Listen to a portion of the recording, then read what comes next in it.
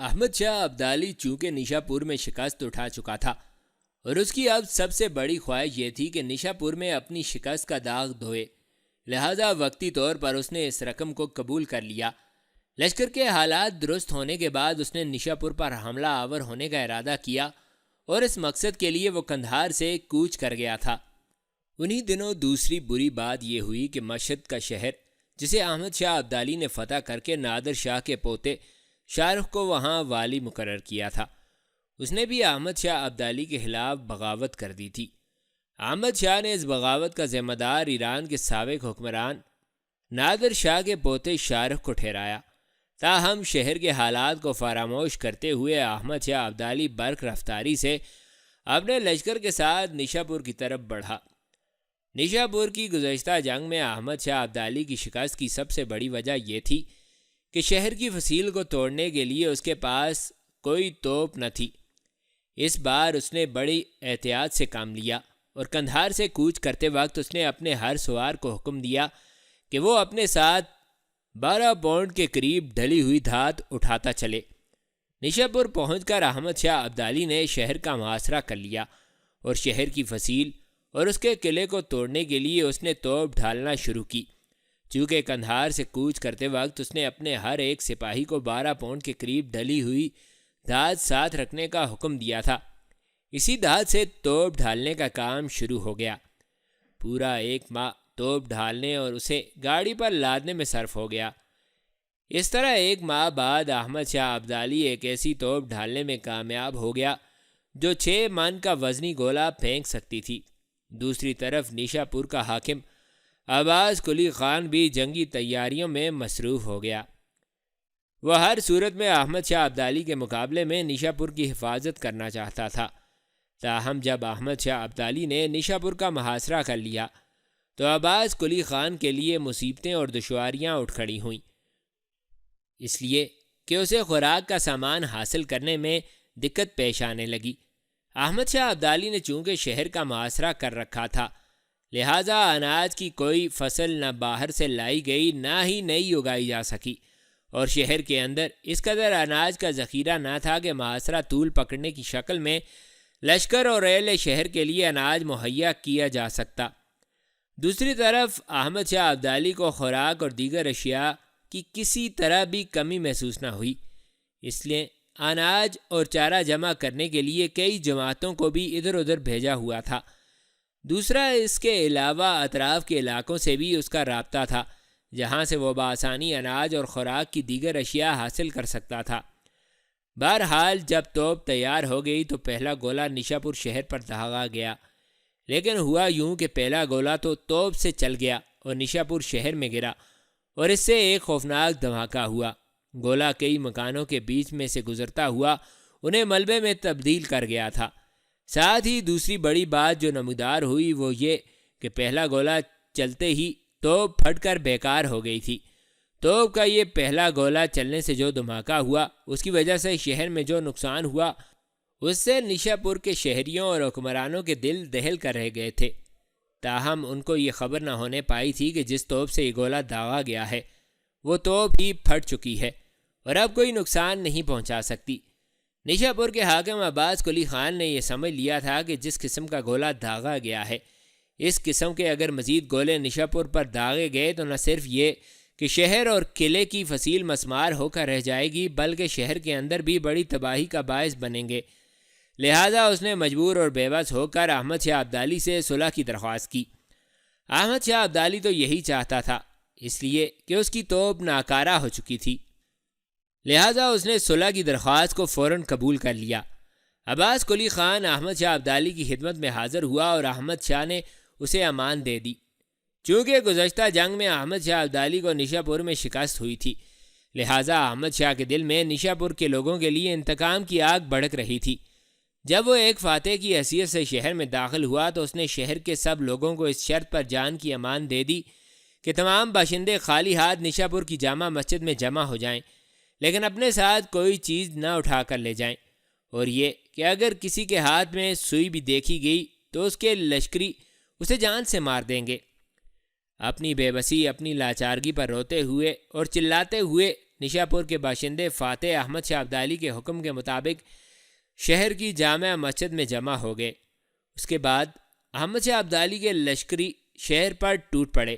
جی بھر کے نشاپور شہر کو لوٹا گیا اور اکثر مکانوں کو جلانا شروع کر دیا گیا، یہاں تک کہ شہر کے تمام گھروں کی تلاشی لی گئی اور مال و متاع ضبط کر لیا گیا۔ جامع مسجد کے سوا جہاں لوگ جمع تھے تمام مکانات مسمار کر دیے گئے اور شہر کو کھنڈرات میں تبدیل کر دیا گیا۔ اس طرح احمد شاہ ابدالی نے نشاپور کے لوگوں سے خوب انتقام لیا۔ بے شمار مرد اور عورتوں کو غلام اور لونڈی بنا لیا گیا اور نشاپور احمد شاہ ابدالی کے تسلط میں آ گیا۔ احمد شاہ ابدالی نے تقریباً 18 دن ایک فاتح کی حیثیت سے نشاپور شہر کے باہر اپنے لشکر کے ساتھ پڑاؤ کیا۔ اس کے بعد اس کا ارادہ تھا کہ سبزوار شہر کا رخ کرے، اسے بھی فتح کرے۔ لہٰذا اس مقصد کو حاصل کرنے کے لیے نشاپور سے اس نے اپنے لشکر کے ساتھ کوچ کیا اور سبزوار کی طرف بڑی برق رفتاری سے بڑھا۔ سبزوار شہر کے حکمران نے بغیر کسی مزاحمت اور جنگ کے شہر احمد شاہ ابدالی کے حوالے کر دیا تھا۔ اس کے باوجود احمد شاہ کے لشکریوں نے شہر کو جی بھر کے لوٹا اور جسے چاہا قتل کیا۔ نشاپور اور سبزوار شہروں کو فتح کرنے کے بعد احمد شاہ ابدالی نے مشہد کا رخ کیا، اس لیے کہ اہل مشہد نے اس کے خلاف بغاوت کی تھی، لہٰذا انہیں وہ بغاوت اور سرکشی کا مزہ ضرور چکھانا چاہتا تھا۔ اپنے لشکر کے ساتھ بڑی تیزی سے سبزوار شہر کی طرف سے احمد شاہ مشہد گیا اور اس شہر کا محاصرہ کر لیا۔ محاصرے کے دوران اس نے اپنے لشکر کا ایک حصہ علیحدہ کر دیا اور اسے 2 حصوں میں تقسیم کیا۔ ایک حصے کا کماندار اس نے اپنے سپہ سالار جہان خان پوپلزئی کو بنایا، دوسرے کا کماندار اس نے کلات کے خان میر نصیر خان کو بنایا اور دونوں کو حکم دیا کہ وہ نشاپور کے نواح میں مختلف شہروں اور قصبوں پر حملہ آور ہو کر خوراک کے ان گنت ذخائر اور دوسرا مال غنیمت حاصل کریں۔ مشہد کے نواح میں طوفان اور تباز کے شہروں پر بھی جہان خان پوپلزئی اور میر نصیر خان ہمراہ آور ہوئے اور دونوں شہروں کو انہوں نے فتح کر لیا۔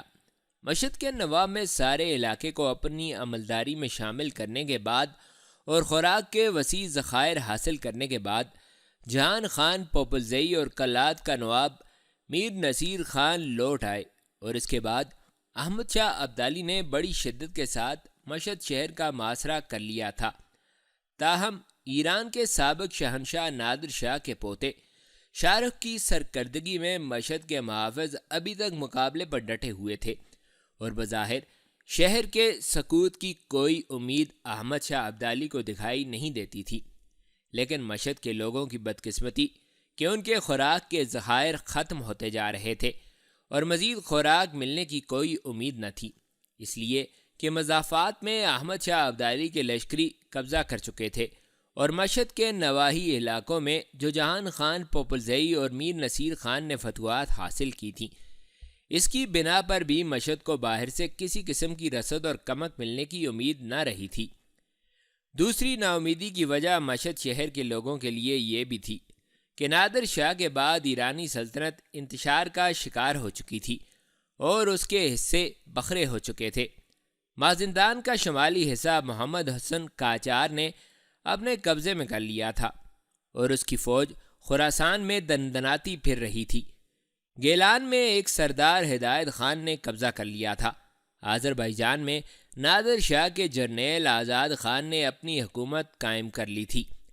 جارجیا پر ہرکلیس نام کا ایک عیسائی شہزادہ اپنی خود مختاری کا اعلان کر چکا تھا۔ یہ تو ایرانی سلطنت کے شمالی صوبوں کی حالت تھی۔ جہاں تک ایرانی سلطنت کے مرکزی شہر اصفہان کا تعلق ہے تو مرکزی حکومت کی حالت انتہائی ابتر تھی۔ مرکز میں اقتدار کے لیے 3 امیدوار تھے، ایک بختیاری سردار علی مردان خان، دوسرا رند قبیلے کا کریم خان اور تیسرا افغان سردار آزاد خان تھے۔ ان تینوں کے درمیان اقتدار حاصل کرنے کے لیے رساکشی جاری تھی۔ ان حالات نے ایران کے اندر عسکری قوت کو خاصا کمزور کر کے رکھ دیا تھا۔ نادر شاہ کے پوتے نے احمد شاہ ابدالی کے مقابلے میں کچھ عرصہ مشہد شہر میں محصور ہو کر مقابلہ کیا، لیکن جب اسے یہ احساس ہو گیا کہ اسے باہر سے رسد اور کمک ملنے کی کوئی امید بھی باقی نہیں ہے تو اس نے احمد شاہ ابدالی سے صلح کرنے کا تہیہ کر لیا۔ لہٰذا اس نے اپنے قاصد احمد شاہ ابدالی کی خدمت میں بھجوائے اور صلح کی درخواست کی۔ احمد شاہ ابدالی نے صلح کی درخواست کو قبول کیا اور حکم دیا کہ شاہ رخ اس کے لشکر میں آ کر اس سے ملے۔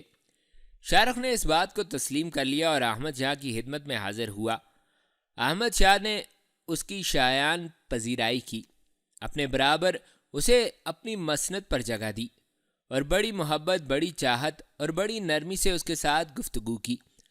آخر دونوں کے درمیان گفت و شنید کے بعد طے یہ پایا کہ شاہ رخ احمد شاہ ابدالی کی بالادستی قبول کر کے خراسان پر بدستور حکومت کرتا رہے گا اور احمد شاہ اس کو بیرونی دشمنوں اور اقتدار کے خواہشمند ایرانی صوبیداروں کے خلاف مدد دے گا۔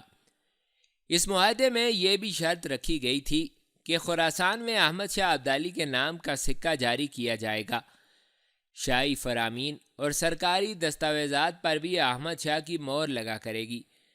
یہ معاہدہ ہو جانے کے بعد احمد شاہ اپنے لشکر کے ساتھ مشہد سے ہرات شہر کی طرف کوچ کر گیا۔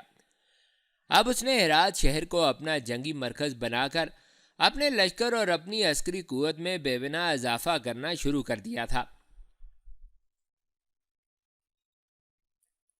عبداللہ نادر آباد کے مکتب میں اپنی عسکری اور دینی تعلیم برابر جاری رکھے ہوئے تھا۔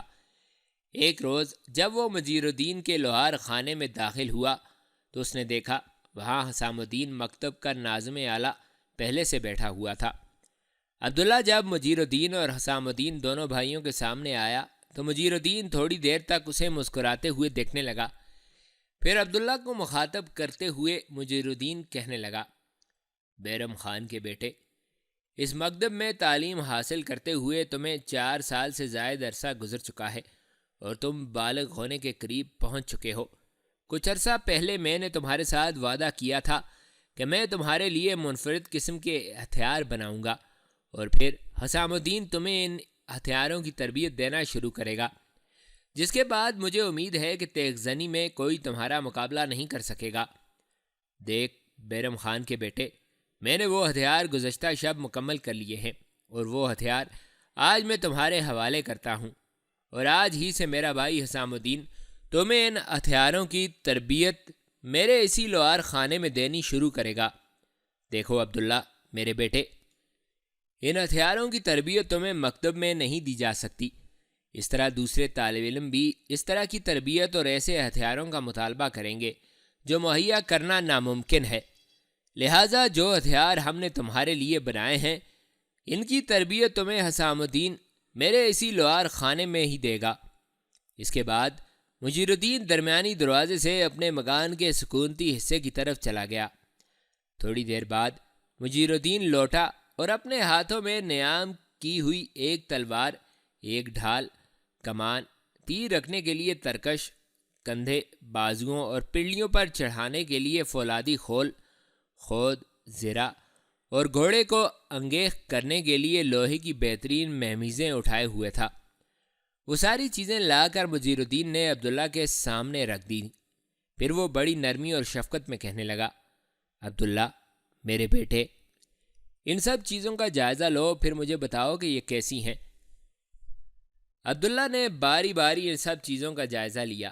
پہلے اس نے انتہائی خوبصورت بنے ہوئے نیام کے اندر سے تلوار نکالی۔ اس نے دیکھا وہ ایک چوڑے پھل کی بھاری تلوار تھی جس کی نوک سانپ کی زبان کی طرح 2 شاخی تھی۔ تلوار ایسی عقیل کی ہوئی تھی کہ اس میں سے اسے اپنا چہرہ صاف اور واضح دیکھا جا سکتا تھا۔ تلوار کا دستہ خوب چوڑا اور لمبا تھا جس پر ہاتھی دانت کا کام تھا اور ہاتھی دانت کے اس کام کے اوپر عبداللہ کا نام لکھا ہوا تھا۔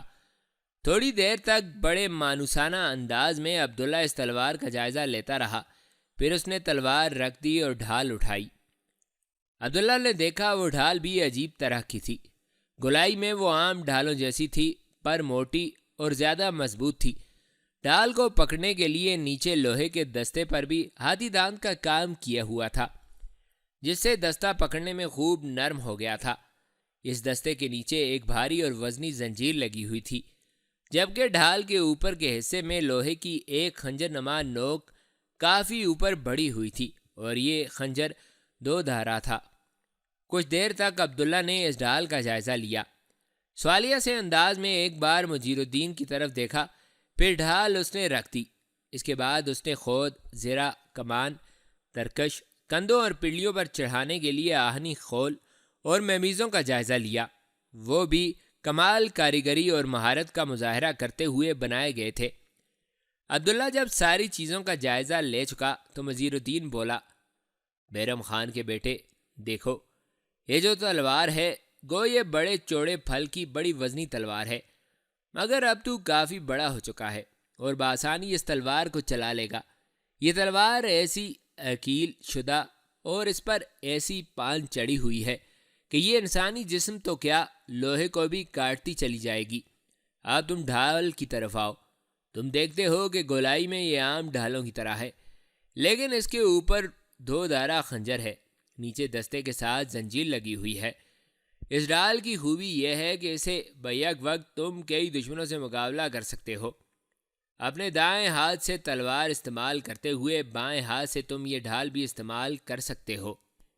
اس ڈھال سے تم نہ صرف دشمن کا وار روک سکتے ہو، بلکہ اس کے اوپر جو 2 دھارا خنجر ہے اسے استعمال کرتے ہوئے دشمن پر ضرب بھی لگا سکتے ہو، اور اس سے ایک اور ضرب بھی تم لگا سکتے ہو، اور وہ یہ کہ تم دیکھتے ہو کہ اس ڈھال کے نچلے حصے میں اس کے ساتھ جو زنجیر ہے، بوقت ضرورت اس زنجیر کو استعمال کرتے ہوئے دشمن پر اس زنجیر کا وار بھی کر سکتے ہو۔ سنو عبداللہ، میرا بھائی حسام الدین آج سے تمہیں اس تلوار اور ڈھال کی تربیت شروع کرنے کے ساتھ ساتھ دوسرے ہتھیار پہننا اور ان سے کام لینا بھی سکھائے گا۔ مجھے امید ہے کہ حسام الدین بہت جلد تمہیں ان ہتھیاروں کے استعمال میں ماہر اور بے مثل بنا دے گا۔ عبداللہ میرے بیٹے، اب ان ہتھیاروں کو ایک طرف رکھو، آؤ پہلے بھٹی میں میرے ساتھ کام کرو، اس کے بعد حسام الدین تمہاری تربیت کا کام شروع کرے گا۔ اس پر عبداللہ اٹھ کھڑا ہوا اور مجیر الدین کے ساتھ لوہے کے گرم سرخ ٹکڑوں پر بھاری ہتھوڑے کی ضربیں لگانے لگا تھا۔ ہرات میں کچھ عرصہ قیام کے بعد احمد شاہ ابدالی نے اپنے لشکر کی قوت اور طاقت میں خوب اضافہ کر لیا تھا۔ اب وہ اندرونی شورشوں اور بغاوتوں کو ہموار کر چکا تھا، لہٰذا اس نے اپنی توجہ پنجاب کے معاملات کی طرف مرکوز کی۔ ایک عہد نامہ کی روح سے یہ طے پایا تھا کہ گجرات، سیالکوٹ، اورنگ آباد اور پسرور کے اضلاع کا مالیہ جو 14 لاکھ بنتا ہے، وہ ہر سال احمد شاہ ابدالی کو بھجوایا جائے گا۔ یہ رقم چونکہ احمد شاہ ابدالی کو باقاعدگی سے نہ بھیجی گئی تھی، صرف ایک بار اس کے ایلچی کے ہاتھ معمولی رقم روانہ کر دی گئی تھی، ورنہ اس کی ادائیگی احمد شاہ کو نہ ہوئی تھی۔ یہ درست ہے کہ اس وقت پنجاب کے اندرونی حالات خلفشار کا شکار تھے۔ ان دنوں ان چاروں اضلاع کا ناظم کابل کا سابق گورنر اور حکمران ناصر خان تھا، جس نے پنجاب کے صوبیدار میر منو کے خلاف ایک طرح کی بغاوت اختیار کر رکھی تھی۔ اس نے ان چاروں اضلاع کا جو مالیہ اکٹھا کیا تھا، اس میں سے بہت رقم اس نے جنگی تیاری میں برباد کر دی تھی، اور باقی رقم یہ خود ہی خرد برد کر گیا تھا۔ چونکہ یہ ناصر خان احمد شاہ ابدالی کے ماتحت نہ تھا اور نہ ہی ان 4 اضلاع پر براہ راست احمد شاہ ابدالی کا قبضہ تھا، لہٰذا وہ مالیہ کی رقم ادا نہ کرنے کی ذمہ داری میر منو پر ہی ڈالتا تھا۔ ایک بار احمد شاہ نے رقم کا مطالبہ کیا اور جب اسے کوئی معقول جواب نہ ملا تو اس نے پنجاب پر حملہ آور ہونے کا تہیہ کر لیا۔ اس مقصد کے لیے برسات کا موسم ختم ہوتے ہی احمد شاہ نے ہرات سے کابل کی طرف کوچ کیا، کیونکہ برسات کے موسم میں پنجاب کے دریاؤں کو عبور کرنا انتہائی مشکل تھا، لہٰذا برسات کا موسم گزرنے کے بعد احمد شاہ نے پنجاب پر حملہ آور ہونے کا ارادہ کیا۔ اپنے آگے آگے اس نے اپنے سپہ سالار جہان خان پوپلزئی کو روانہ کیا تاکہ رستوں کی دیکھ بھال اور نگہداشت کرتا چلا جائے، اور اس کے پیچھے پیچھے احمد شاہ بھی اپنے لشکر کے ساتھ روانہ ہو گیا۔ کابل میں قیام کے دوران احمد شاہ ابدالی نے اپنے ایک نمائندے ہارون خان کو لاہور بھجوایا تاکہ ایک بار پھر رقم کا مطالبہ کرے، اور اگر اسے رقم مل جائے تو جنگ سے باز رہے۔ ہارون خان اکتوبر کے مہینے میں لاہور میں داخل ہوا تھا اور حاکم پنجاب میر منو کی طرف سے ہارون خان کو سرائے حکیمہ مقابل جامع مسجد جوہراں والا کڑا اندرون مستی دروازہ نزد شاہی قلعہ ٹھہرایا گیا۔ 10 اکتوبر کو ہارون خان کی ملاقات میر منو سے ہوئی۔ ہارون خان نے ملاقات کے دوران بقایہ جات کا تقاضا کیا۔ جواب میں میر منو نے کہا کہ اس کا مشیر کوڑا مل چونکہ ملتان گیا ہوا ہے، لہٰذا اس کی واپسی کا انتظار کیا جائے، لہٰذا مجبوراً ہارون خان کو کوڑا مل کے انتظار میں رکنا پڑا۔ نومبر کے وسط میں کوڑا مل ملتان سے واپس آیا تو اس کی ملاقات ہارون خان سے ہوئی۔ اس نے رقم کی ادائیگی سے صاف انکار کر دیا اور کہنے لگا کہ ہم کوئی رقم دینے کے لیے تیار نہیں ہیں، اور اگر احمد شاہ نے ہم پر حملہ آور ہونے کی کوشش کی تو ہم ترکی بترکی جواب دینے کے لیے تیار ہیں۔ اس کے علاوہ کوڑا مل کے کہنے پر احمد شاہ ابدالی کے نمائندے ہارون خان کو میر منو نے اپنے پاس لاہور میں روک لیا تھا۔ ہارون خان کی واپسی میں تاخیر ہونے کی بنا پر احمد شاہ ابدالی اپنے لشکر کے ساتھ کابل سے پشاور پہنچ گیا۔ پشاور پہنچنے کی خبریں جب لاہور پہنچیں تو لاہور کے حکام میں ایک ہلچل برپا ہو گئی اور انہوں نے اپنی حفاظت کے لیے ادھر ادھر بھاگنا شروع کر دیا۔ گو میر منو نے پہلے ہی جنگ کی تیاریاں کر رکھی تھیں، اس لیے کہ اسے خدشہ اور ڈر تھا کہ احمد شاہ ابدالی لاہور پر حملہ آور ہونے کی کوشش ضرور کرے گا۔ گو ماضی میں میر منو سکھوں کا بدترین دشمن رہا تھا اور اس نے سکھوں کی طاقت کو ایک طرح سے کچل کے رکھ دیا تھا، لیکن چونکہ میر منو کا مشیر کوڑا مل خود سکھ تھا، لہٰذا کوڑا مل نے بھاگ دوڑ کرا کے سکھوں کے سردار سنگت سنگھ اور سکھا سنگھ کو اپنے ساتھ ملا لیا، اور یہ دونوں سکھ سردار اپنے اپنے لشکر کو لے کر میر منو کی حمایت میں احمد شاہ ابدالی کے خلاف جنگ کرنے کے لیے تیار ہو گئے تھے۔ اس کے علاوہ کوڑا مل نے مزید بھاگ دوڑ کی۔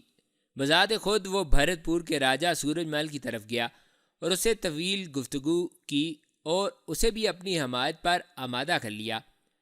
اس گفتگو کے جواب میں بھرت پور کے راجہ سورج مل نے اپنے ایک راج کمار کی کمانداری میں 10,000 کا ایک لشکر کوڑا مل کے کہنے پر میر منو کی حمایت میں بھجوا دیا۔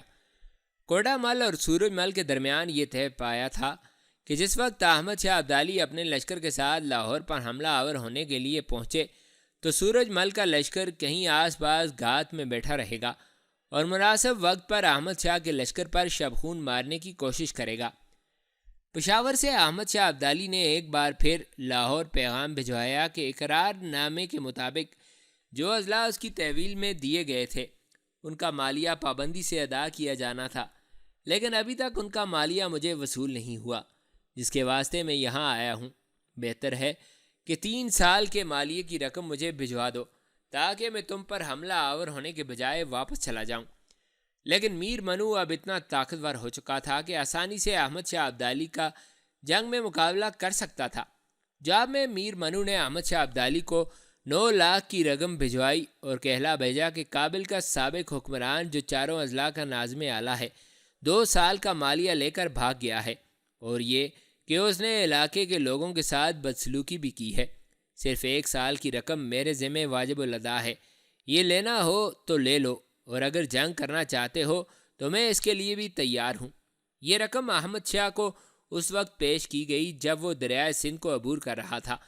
احمد شاہ نے 9 لاکھ کی رقم وصول تو کر لی، لیکن چونکہ یہ رقم اس کی مانگی ہوئی رقم کے مقابلے میں بہت کم تھی، لہٰذا اس نے اپنی پیش قدمی جاری رکھی۔ جان خان کو اس نے آگے آگے بھیجا۔ جان خان روہتاس پہنچا، چند روز یہاں قیام کیا، یہاں سے نکل کر جہلم اور چناب کو عبور کیا اور ناگہاں 1 دسمبر کو دریائے چناب کے اس پار ایمن آباد کے مقام پر پہنچ گیا۔ احمد شاہ ابدالی بھی اس کے پیچھے پیچھے روہتاس اور گجرات سے ہوتا ہوا سودرا اور پھر وہاں سے وزیر آباد کے قریب کوٹلہ سعیدہ میں اس نے پڑاؤ کر لیا تھا۔ دوسری طرف حاکم پنجاب میر منو بھی اپنے لشکر کے ساتھ باہر نکلا اور لاہور شہر سے 4 کوس کے فاصلے پر سرائے بلخیاں کے مقام پر اس نے اپنے لشکر کے ساتھ ڈیرے ڈال دیے تھے۔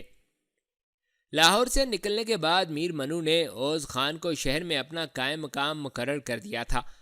احتیاط کے طور پر اس موقع پر میر منو نے اپنی ماں شولہ پوری بیگم اپنی بیوی مراد بیگم، جسے تاریخ میں مغلانی بیگم بھی کہا گیا ہے، اور اپنی لڑکی عمدہ بیگم کو خاندان کی دوسری مستورات کے ساتھ حفاظت کی خاطر جموں بھیج دیا۔ میر منو کے اس اقدام سے شہر کے لوگوں میں اضطراب اور پریشانی پھیل گئی تھی۔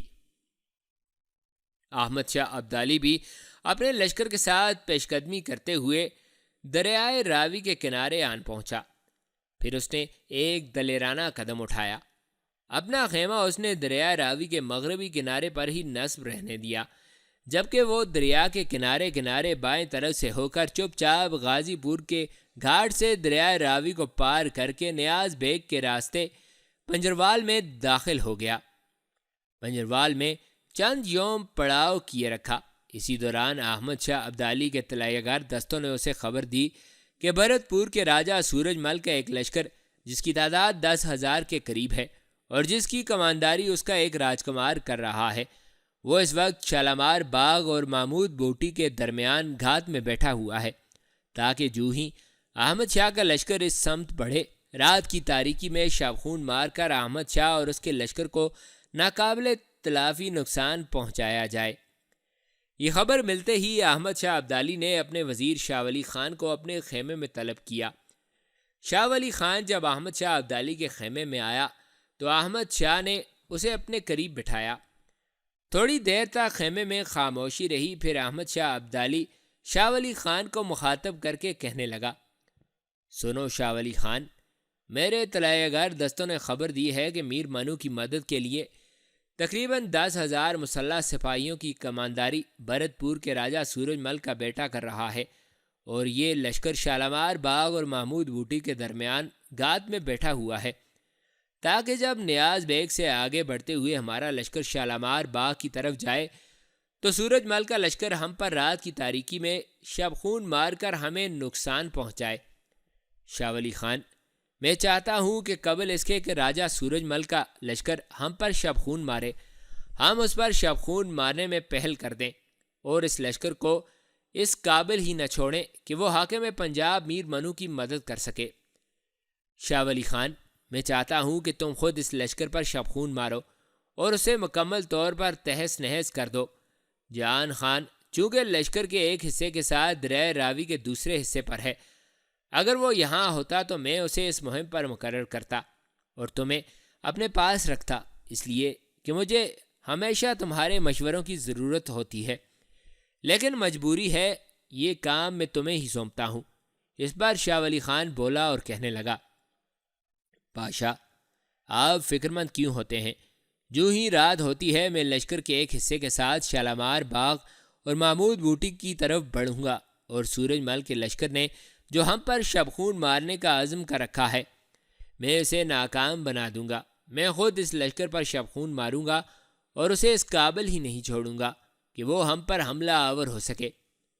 اس پر احمد شاہ کہنے لگا، مجھے تم سے یہی امید تھی، اب تم جاؤ اپنی تیاریاں کرو۔ اس کے ساتھ ہی شاہ ولی خان اٹھا اور احمد شاہ ابدالی کے خیمے سے نکل گیا تھا۔ سورج جب غروب ہو گیا اور نیاز بیگ میں احمد شاہ کے لشکر میں تاریکی پھیل گئی۔ اس وقت شاہ ولی خان اپنے خیمے میں اکیلا بیٹھا تھا کہ کوئی اس کے خیمے میں داخل ہوا۔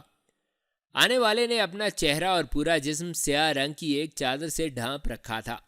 اسے دیکھتے ہی شاہ ولی خان اپنی جگہ سے اٹھ کھڑا ہوا اور اپنا ہاتھ وہ تلوار کے دستے پر لے گیا تھا، لیکن اسی موقع پر آنے والے نے اپنے اوپر سے سیاہ رنگ کی چادر ہٹا دی۔ اسے دیکھتے ہی شاہ ولی خان دنگ رہ گیا تھا، اس لیے کہ وہ عبداللہ تھا۔